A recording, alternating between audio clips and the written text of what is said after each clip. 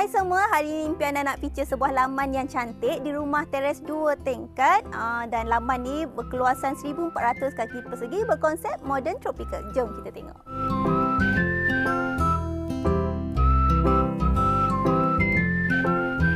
Assalamualaikum. Waalaikumsalam. Wah, cantiknya. Boleh ke Impian nak tengok laman-laman rumah ni? Boleh. Ini laman kecil je lah. Laman kecil rumah. Kalau nak tengok laman besar, dia dekat yang sebelah tu lah. Berapa lama dah siapkan kira laman kat sini? Laman ni saya rasa tak ambil masa sangat sebab ini kebanyakannya pokok-pokok berpasu.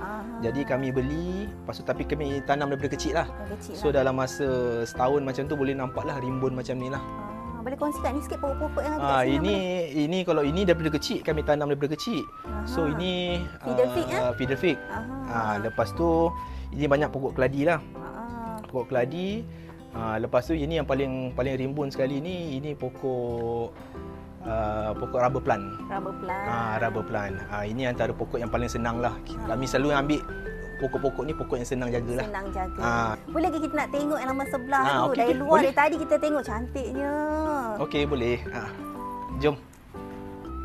Kita dah nampak dah planter box yang cantik ni. Boleh kongsikan sikit? Okey, sebenarnya planter box ni sebenarnya baru je. Saya rasa dalam 2 bulan lepas macam tu lah kami buat planter box ni. Lepas tu dia sekali dengan bench.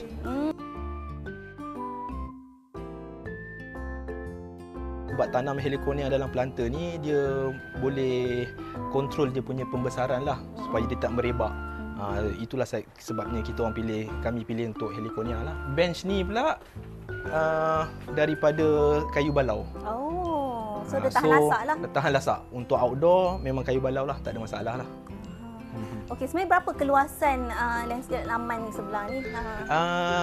Keluasan dia dalam 20 kali 75, so dalam 1400 square feet. 1400 square feet. Dan konsepnya pula kita tengok ada macam-macam pokok ni Konsep dia sebenarnya kalau ikutkan kami tak ada spesifik punya konsep lah. Tapi dia more to tropical, modern tropical lah.